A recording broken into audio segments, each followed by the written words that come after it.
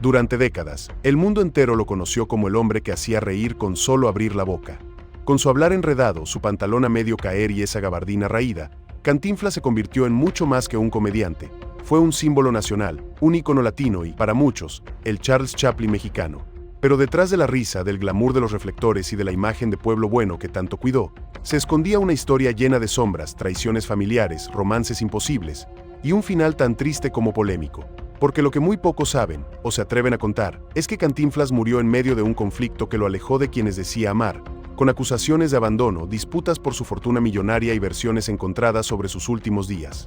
¿Quién lo cuidó realmente cuando su cuerpo ya no respondía? ¿Qué fue lo que provocó su muerte? ¿Y cómo es que un imperio de más de $100 millones terminó reducido a solo 13,000 pesos? Lo que parecía ser el desenlace de una leyenda, en realidad fue el comienzo de una batalla que duró décadas y que aún hoy sigue generando más preguntas que respuestas. Prepárate, porque lo que estás a punto de descubrir cambia por completo lo que creías saber de Mario Moreno Cantinflas. Antes de ser una leyenda, Mario Moreno fue simplemente un niño más en una casa con 14 hijos, en una familia pobre del barrio Bravo de Tepito. Nació el 12 de agosto de 1911 en la Ciudad de México, hijo de un cartero y de una madre entregada. 8 de sus hermanos no lograron sobrevivir. Él sí, y desde pequeño parecía tener una chispa diferente. Dejó los estudios muy joven, no por rebeldía, sino por necesidad. La vida no le ofrecía lujos, y él tenía que trabajar para sobrevivir. Fue zapatero, boxeador, taxista, incluso se atrevió a ser torero. Pero no era bueno en casi nada. No porque le faltara talento, sino porque no había encontrado su verdadera voz. Hasta que un día, entre carpas de circo y escenarios improvisados, la encontró. Fue en los años 30 cuando empezó a actuar en los teatros populares de la Ciudad de México. Allí, frente a un público que no perdonaba el aburrimiento, nació Cantinflas. Y no fue gracias a un gran guión ni a un plan maestro. En realidad, todo comenzó con un error. Preso del pánico escénico, Mario olvidó su monólogo y empezó a improvisar disparates. Las palabras no tenían sentido, pero la gente no paraba de reír. Fue en ese momento cuando el público gritó lo que luego se volvería historia: "¡Cuánto inflas!", o como otros aseguran, "en la cantina inflas". El caso es que, sin saberlo, había creado un estilo único. Un personaje que hablaba mucho, pero no decía nada. Un peladito simpático, sin educación pero con calle. El mexicano promedio podía verse reflejado en él y lo amó desde el primer momento.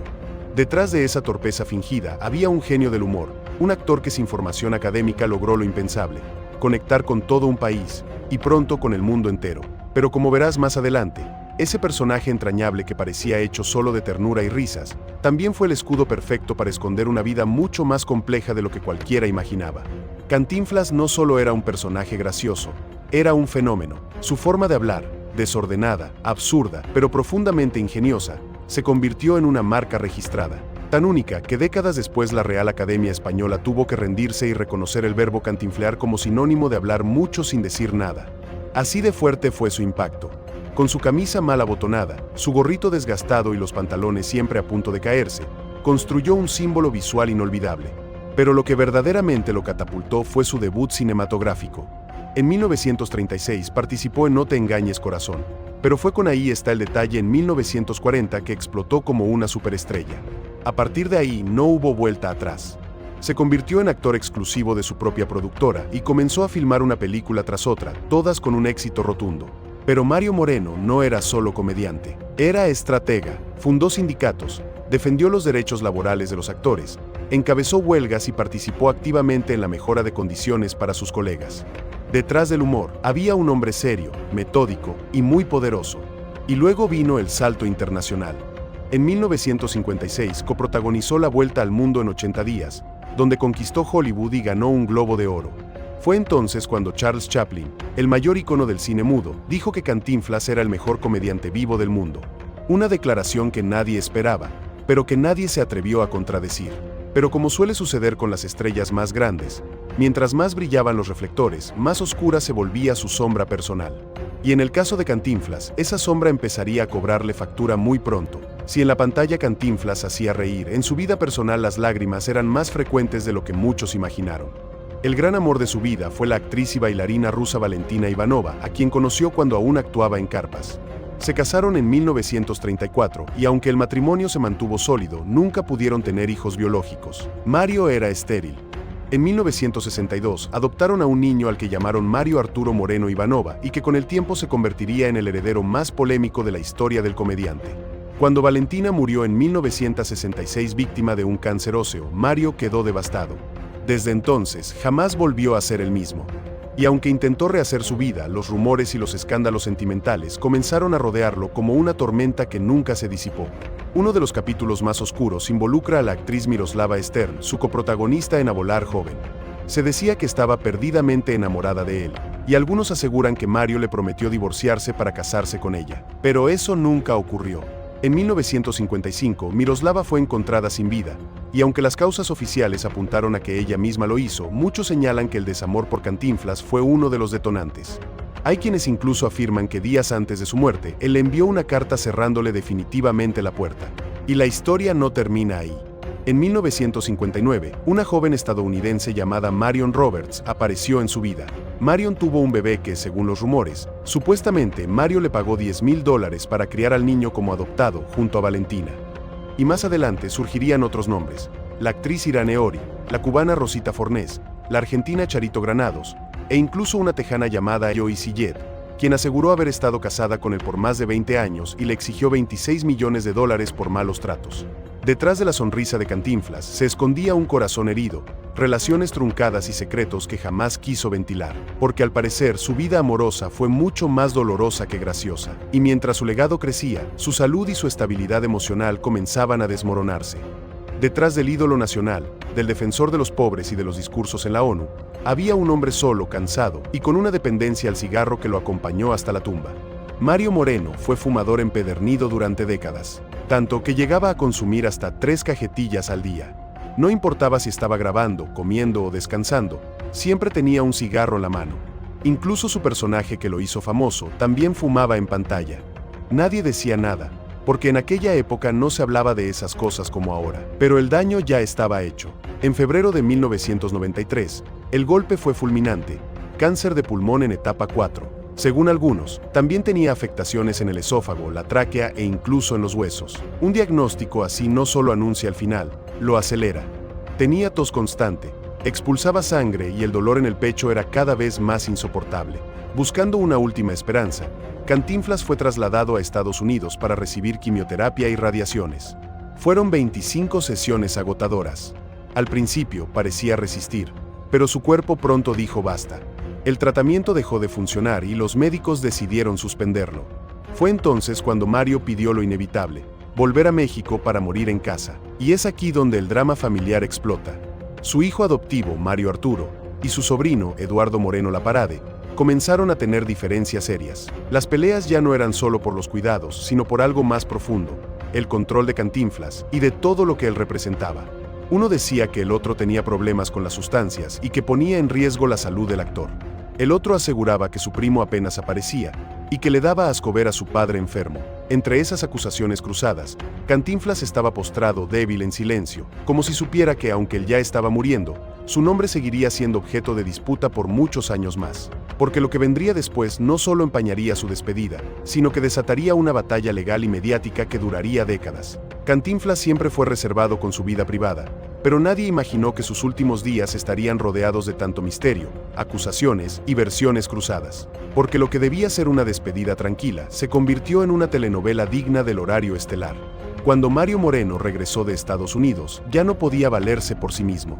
Caminaba apenas unos pasos dentro de su habitación y necesitaba ayuda para todo: comer, ir al baño, incluso hablar. Fue entonces cuando estalló el conflicto entre las dos personas más cercanas a él en ese momento, su hijo adoptivo y su sobrino. Mario Arturo aseguraba que lo cuidaba personalmente, que lo alimentaba, lo aseaba y lo ayudaba a caminar, que estuvo con él en todo momento. Pero Eduardo lo contradijo públicamente, acusando a su primo de tener problemas con las sustancias y de actuar de forma violenta e incontrolable frente a su padre. Incluso dijo que en más de una ocasión Mario Arturo llegó a levantarle la mano a Cantinflas. Y como si esto fuera poco, en medio del caos apareció un nuevo escándalo: la supuesta firma de Cantinflas para ceder los derechos de sus películas. Según Eduardo, Fue el propio Mario Moreno quien lo llamó para firmar el documento de cesión, que aún estaba consciente y sabía lo que hacía. Pero la versión más inquietante vino de parte de la notaria Melby, quien reveló que ella nunca vio al actor firmar nada. Aseguró que fue presionada por Eduardo, quien le insistía que tenían que abordar un vuelo urgente y que el documento debía estar listo de inmediato. ¿Firmó realmente Cantinflas? ¿Estaba consciente o ya había perdido la lucidez? Lo único claro es que a las 9:25 de la noche del 20 de abril de 1993, un infarto repentino terminó con su vida. Oficialmente se dijo que fue consecuencia del cáncer, pero su hijo asegura que el verdadero mal estaba en el esófago, adherido a la vena carótida, y otros sostienen que fue simplemente el cuerpo de un hombre agotado, por la vida, por la fama y por las guerras que nunca dejó de pelear. Lo que vino después fue aún más escandaloso, una herencia millonaria en disputa, que al parecer simplemente desapareció. Cuando una leyenda como Cantinflas muere, lo normal sería que lo recordaran con cariño, pero en su caso lo que vino fue una de las batallas más vergonzosas y largas en la historia del espectáculo mexicano. Y todo por una simple razón, la herencia. Durante décadas, Mario Moreno construyó un imperio. Era dueño de compañías cinematográficas, edificios de oficinas, terrenos de cría de toros, casas en Acapulco e Ixtlahuaca, una flota de autos de lujo, arte, joyas, un avión privado y más. Se hablaba de una fortuna que oscilaba entre los 70 y los 100 millones de dólares. Pero cuando su hijo Mario Arturo fue a reclamar la herencia, se encontró con algo que nadie podía creer. En las cuentas bancarias solo había 13,000 pesos. ¿Dónde estaba todo el dinero? Mario Arturo acusó a su primo Eduardo Moreno de haberse apropiado no solo del dinero, sino también de los derechos de las películas. Eduardo, por su parte, sostenía que su tío le había cedido legalmente esa parte del legado. Y como ya vimos, la polémica sobre si esa firma fue real o manipulada jamás se resolvió del todo. Así comenzó una guerra judicial que duró más de 20 años. Mientras el legado de Cantinflas se desmoronaba, sus familiares se lanzaban dardos envenenados en público, peleando por el control de una marca que aún seguía generando millones. Finalmente, la Suprema Corte de Justicia de México falló a favor de Eduardo Moreno Laparade. Él se quedó con los derechos cinematográficos del comediante. Lo único claro es que Cantinflas no dejó testamento, solo dejó dudas. Y así lo que debía ser el cierre glorioso de una vida dedicada al arte y al pueblo, terminó en un espectáculo bochornoso de pleitos, mentiras y secretos no resueltos. Pero más allá del dinero, de las firmas y de los tribunales, había algo más profundo, una doble cara que muy pocos se atrevieron a ver, el verdadero Mario Moreno. Públicamente, Cantinflas era el héroe del pueblo, el hombre que defendía al pobre, que se reía del poder y que usaba su fama para inspirar. Pero en privado las cosas no eran tan sencillas. Varios testimonios de personas cercanas aseguran que Mario Moreno era un hombre difícil, solitario y en ocasiones hasta soberbio. Según algunos allegados, una vez que se apagaban las cámaras, el actor cambiaba, se encerraba en sí mismo, desconfiaba de todos y vivía con un control obsesivo sobre sus decisiones. No le gustaban las críticas, ni siquiera las constructivas. Muchos de sus colaboradores afirmaban que era perfeccionista al extremo y que no siempre era fácil trabajar con él. Y sin embargo, nadie puede negar su lado humano y generoso. A lo largo de su vida, Mario Moreno donó millones a hospitales, ayudó a niños en situación de calle, construyó viviendas para actores retirados y creó la Casa del Actor, un espacio digno para quienes ya no podían trabajar pero alguna vez lo dieron todo en el escenario. Fue también defensor de los derechos laborales en la industria cinematográfica y no dudó en enfrentar a los poderosos en nombre de sus colegas. Y aunque muchos lo recuerdan por su simpatía, otros insisten en que, al final de su vida, Cantinflas estaba solo, que sus romances fallidos, sus traiciones familiares y su personalidad cerrada lo fueron alejando poco a poco de quienes decían amarlo. Pero ¿quién no tiene sombras? ¿Quién puede sobrevivir a la fama global sin que algo dentro de sí se quiebre? Cantinflas fue muchas cosas: genio, líder sindical, galán, benefactor, perfeccionista, dependiente del cigarro y humano. Y fue esa complejidad lo que lo convirtió en un ícono que, a 30 años de su muerte, todavía genera debates, homenajes y preguntas sin respuesta. Porque su partida, aunque fue masiva y emotiva, también dejó un vacío imposible de llenar. Su legado va mucho más allá de las películas. Va más allá del verbo cantinflear, del Globo de Oro o de los millones que dejó o desaparecieron. Mario Moreno construyó algo que pocos logran, una conexión real con la gente. 30 años después de su partida, el mito de Cantinflas sigue vivo. Porque su historia no es perfecta, está llena de matices, de decisiones difíciles, de secretos, de aciertos y de errores. Y quizá por eso sigue fascinando. Un hombre que hizo reír a millones, pero que también sufrió en silencio, que vivió para entretener y murió rodeado de sombras.